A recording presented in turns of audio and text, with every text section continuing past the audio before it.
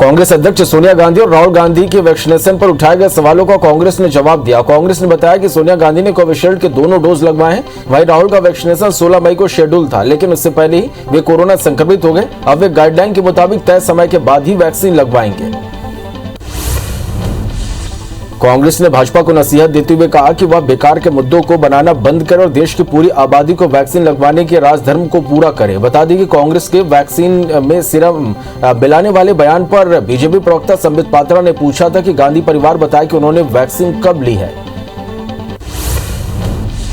कांग्रेस नेता राहुल गांधी ने वैश्विक गरीबी में वृद्धि को लेकर एक बार फिर प्रधानमंत्री नरेंद्र मोदी पर निशाना साधा। उन्होंने ट्वीट कर लिखा कि भारत दोबारा पहले की तरह तभी खड़ा होगा जब पीएम मोदी अपनी गलतियों को मान लेंगे और विशेषज्ञों से मदद मांगेंगे। राहुल ने कहा कि इस तरह चीजों को अनदेखा करने से कुछ नहीं होगा।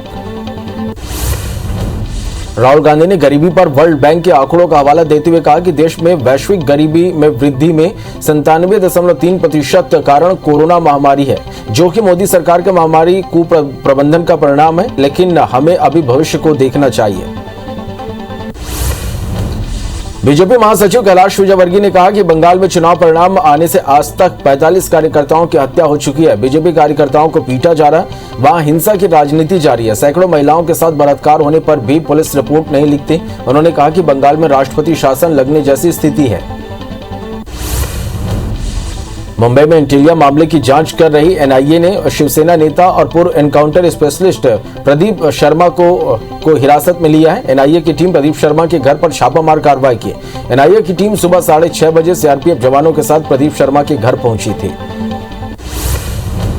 उत्तर प्रदेश के मुख्यमंत्री योगी आदित्यनाथ ने गोरखपुर में वैक्सीनेशन कार्यक्रम का जायजा लिया। उन्होंने रेहड़ी पटरी वालों के वैक्सीनेशन कार्यक्रम का जायजा लिया और इसके बाद सॉलिड वेस्ट मैनेजमेंट वाहनों को हरी झंडी दिखाकर रवाना किया।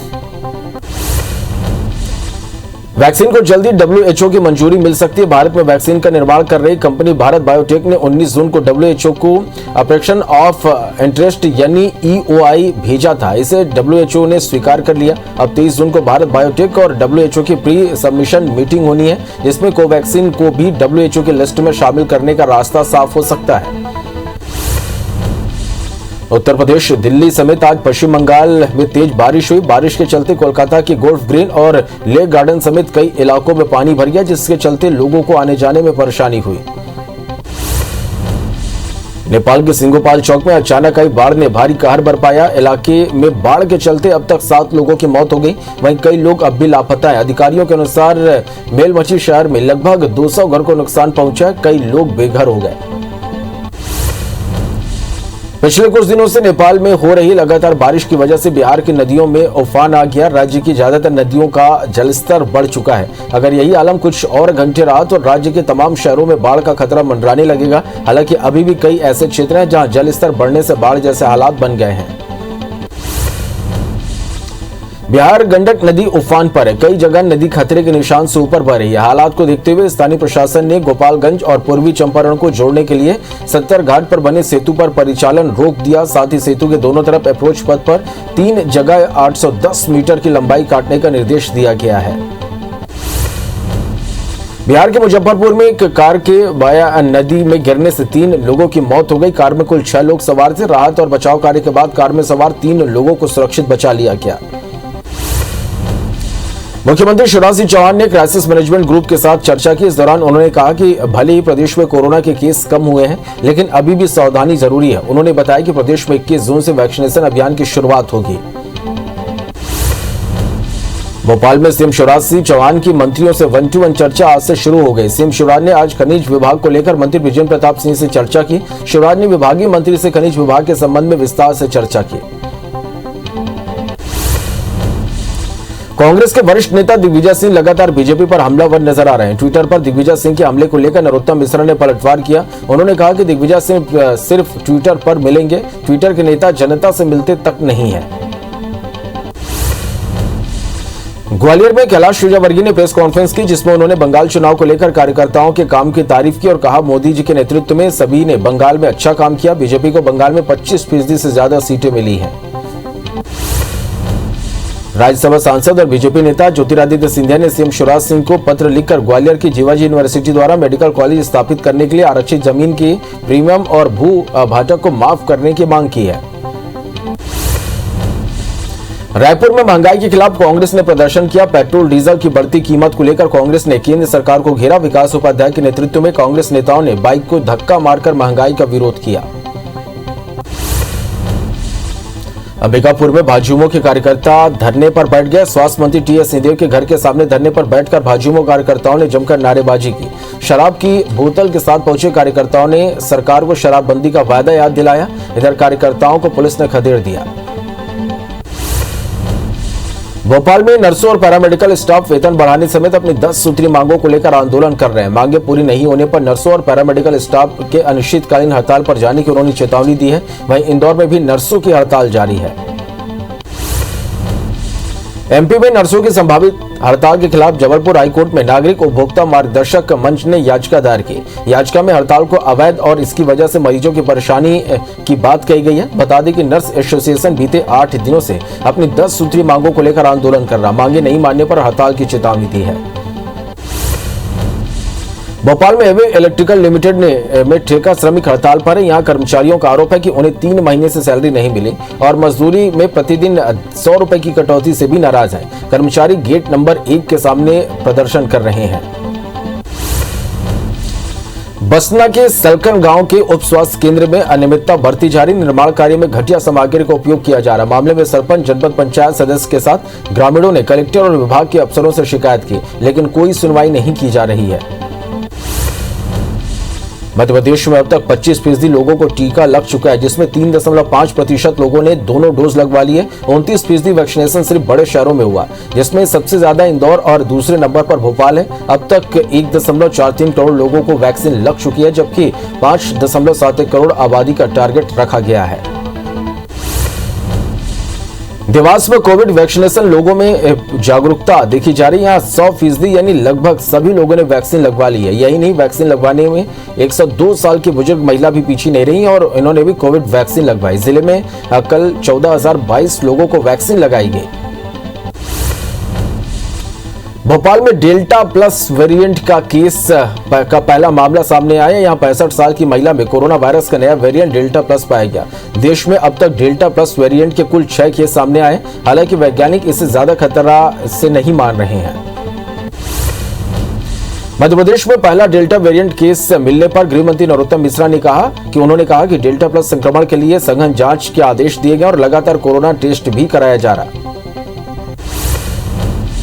भोपाल में आज से वन विहार नेशनल पार्क को अनलॉक किया गया। अब सुबह 6 बजे से शाम 7 बजे तक वन विहार पार्क आम लोगों के लिए खुला रहेगा। इस दौरान सैलानियों को कोरोना प्रोटोकॉल का पालन करना होगा। शुक्रवार और रविवार को पर्यटकों के लिए वन विहार बंद रहेगा। इंदौर में 72 दिनों बाद आज फिर से बस सेवा बहाल कर दी गई। इंदौर के 9 मार्गों पर 50 बसों का संचालन शुरू हो गया। लॉकडाउन के चलते बसें 6 अप्रैल से बंद थी। वहीं प्रशासन ने बस संचालकों को कोरोना गाइडलाइन का पालन करने के निर्देश भी दिए हैं। बलरामपुर जिले के बरियो क्षेत्र में दर्जनों की संख्या में क्रशर खदान संचालित हैं। यहाँ नियमों और मानकों को दरकिनार करते हुए कार्य किए जा रहे हैं। मीडिया में आई खबरों के बाद जिला न्यायाधीश ने इस मामले में संज्ञान लिया। न्यायाधीश ने क्रशर खदानों पर जांच के लिए 6 सदस्यों की जांच टीम बनाई है। ये जांच टीम 9 बिंदुओं पर जांच करेंगी। भानुप्रतापपुर में सीमा सुरक्षा बलों के जवानों को पुलिस आंतरिक सुरक्षा सेवा पदक से सम्मानित किया गया, जिसमें उत्कृष्ट सेवा के लिए 193वीं वाहिनी सीमा सुरक्षा बल के 832 अधिकारी और जवान शामिल है। नक्सल प्रभावित क्षेत्रों में शांति सुरक्षा बनाए रखने के लिए यह सम्मान जवानों को दिया गया। शाजापुर जिले में बारिश से बाढ़ जैसे हालात से निपटने के लिए शाजापुर की चिलर बांध में होमगार्ड के जवानों को तैनात कर दिया गया। रेस्क्यू का प्रशिक्षण दिया गया। कोई भी सूचना मिलने के जल्द से जल्द रेस्क्यू शुरू करने के लिए आधुनिक 6 बोट के साथ अब 20 से 25 जवानों की टीम अलर्ट पर रहेगी। इंदौर में बारिश होने के साथ ही परेशानियां भी शुरू हो गई है। यहाँ चिड़ियाघर स्थित बीआरटीसी की सब बस में पानी भर गया, जिसकी वजह से गाड़ियों का प्रवेश बंद कर दिया गया। वहीं शहर की कई निचली बस्तियों में पानी भरने के कारण लोग परेशान हैं। ड्राइवर ने बताया कि बस के खराब होने से कर्मचारियों के फोन आ रहे हैं। जिम्मेदार इस मामले में कुछ भी बोलने से बचते दिख रहे हैं।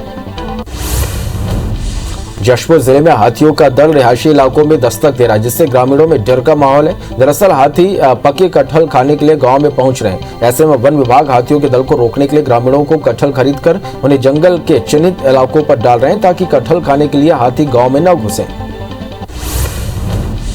शिवपुरी में पेट्रोल से भरा एक ट्रक अचानक पलट गया। यह ट्रक ग्वालियर डिपो से श्योपुर की ओर जा रहा था, तभी कोनो मोड़ के पास अनियंत्रित होकर पलट गया।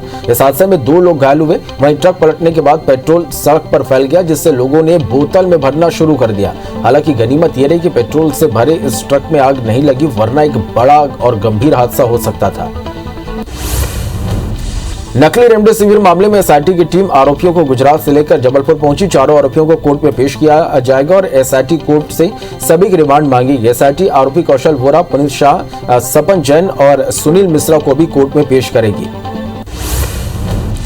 20 करोड़ से ज्यादा के फ्रॉड करने वाले 3 आरोपियों को पुलिस झारखंड से बालाघाट लेकर पहुंची। इस गिरोह का 18 राज्यों में जाल फैला हुआ था। ऑनलाइन ओटीपी और क्रेडिट कार्ड से ये ठगी करते थे। बालाघाट के 2 और झारखंड के 3 आरोपियों सहित कुल कुछ 5 आरोपियों को पुलिस ने अपनी कस्टडी में लिया है, जबकि इस मामले में 3 अन्य आरोपियों की गिरफ्तारी अभी बाकी है। जबलपुर से एक अजीबोगरीब मामला सामने आया। यहाँ खितौला इलाके में एक सिरफिरा युवक राह चलते और अपने पहचान वालों को सम्मान से चाय पर घर बुलाता है, लेकिन बाद में उनकी पिटाई कर देता है। दरअसल अवधेश गौतम नाम के शख्स की मानसिक हालत ठीक नहीं है। नशे की वजह से उसका दिमाग फिर गया है। रायपुर के कृष्णा हाउसिंग बोर्ड कॉलोनी में चोरों ने दिन दहाड़े चोरी की वारदात को अंजाम दिया। चोरों ने मकानों में से नकदी, मोबाइल, सोने चांदी के जेवर सहित लाखों का सामान ले उड़े। वहीं सूचना मिलने पर पुलिस की टीम मौके पर पहुंची और जांच में जुट गई। कटनी जिले के बरही नगर में चोरी करने घर में घुसे चोरों को लोगों ने पकड़ लिया और उसके हाथ बांधकर इलाके के चौराहे में बैठाया। फिर पुलिस को सूचना दी गई। घटना का वीडियो सोशल मीडिया में वायरल हो रहा। वहीं पुलिस ने चोर को गिरफ्तार कर लिया है और जांच में जुट गई है। कबीरधाम जिले के सहसपुर लोहारा थाना इलाके के छत्तीसगढ़ राज्य ग्रामीण बैंक चोरों ने यहां पर धावा बोला। चोरों ने बैंक के छप्पर तोड़कर 1,17,000 के सामान और नकदी पार कर दिए। आज सुबह मामले की जानकारी मिलने पर सहसपुर लोहारा पुलिस को घटना स्थल पर पहुंची और मामले की जांच कर रही है। मुरैना में अंबार थाना इलाके के बरेह गांव में हथियार के दम पर बदमाशों ने देशी शराब दुकान में लूट की वारदात को अंजाम दिया। बदमाशों ने दुकान से 10,000 रुपए नगद, 11 पेटी देशी शराब लूट ली। वहीं सूचना मिलने पर पुलिस की टीम मौके पर पहुंची और सीसीटीवी फुटेज के आधार पर आरोपियों की तलाश कर रही है। मुरैना में मंदिर से लौटते वक्त दंपत्ति से लूट का मामला सामने आया। पति पत्नी माता बसैया मंदिर से दर्शन कर लौट रहे थे। उसी दौरान लुटेरों ने लूट की घटना को अंजाम देने के लिए पत्नी की हत्या कर दी और पति को पीट कर घायल कर दिया। पुलिस और एफएसएल की टीम जांच में जुटी है। पति का आरोप है कि दुष्कर्म के बाद पत्नी की हत्या की गई है। रीवा में पुलिस कस्टडी से फरार आरोपी के अस्पताल में इलाज के दौरान मौत हो गई। मामले में पुलिस अधीक्षक ने 5 पुलिसकर्मियों को निलंबित कर दिया। पुलिस की टीम ने आरोपियों को शराब तस्करी के मामले में गिरफ्तार किया था। इंदौर के तुकोगंज थाना क्षेत्र के एमजी रोड स्थित निर्माणाधीन बिल्डिंग की दीवार गिरने से एक मजदूर की मौत हो गई। इस दर्दनाक हादसे की जानकारी लगती है मौके पर मंत्री तुलसी सिलावट, कलेक्टर मनीष सिंह और पुलिस अधिकारी भी मौके पर पहुंचे। कलेक्टर ने बिल्डर के खिलाफ सख्त कार्रवाई करने के निर्देश दिए हैं। दुर्ग जिले के डोंगरगढ़ के ढारा गांव में 7 जून को मिली लाश की गुत्थी पुलिस ने सुलझा लिया। मामला प्रेम प्रसंग का निकला। मृतक की पत्नी ने षड्यंत्र पूर्वक योजना बनाकर 7 जून को प्रेमी और एक साथी के साथ मिलकर पति की हत्या कर दी और लाश को जंगल में फेंक दिया था। मध्य प्रदेश में मानसून की दस्तक के बाद बारिश का सिलसिला जारी है। वहीं मौसम विभाग ने प्रदेश के कई इलाकों में बारिश की संभावना जताई। मौसम विभाग ने शहडोल संभाग में भारी बारिश की संभावना जताई है। इसी के साथ ग्वालियर, सागर और इंदौर में मौसम सामान्य रहेगा।